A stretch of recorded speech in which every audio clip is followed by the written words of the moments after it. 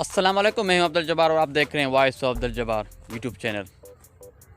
آج میں ایک نئے ٹاپک کے ساتھ آپ کی خدمت میں حاضر ہوں، اور وہ ٹاپک بہت انٹرسٹنگ۔ وہ ٹاپک کا موضوع ہے گندم، جو کہ آپ جانتے ہیں گندم دنیا میں سب سے زیادہ کاشت کرنے والی کاشت ہے، اور پاکستان میں سب سے زیادہ کاشت بھی گندم کو کیا جاتا ہے، کیونکہ یہ ہمارے روزمرہ کھانے کی چیزیں بھی اس سے بنتی ہیں، اور سب سے زیادہ ہم جو گندم کھاتے ہیں وہ بھی یہی گندم ہے۔ اگر بات کی جائے پاکستان میں نہری سسٹم کی، تو پاکستان دنیا میں پہلے نمبر پہ ہے جس میں نہریں ہیں، بہترین نہریں جو کہ دنیا میں کہیں بھی نہیں ہیں۔ یہ پاکستان کے پاس اعزاز ہے کہ اللہ نے پاکستان کو بنی بنائی نہری سسٹم عطا کی۔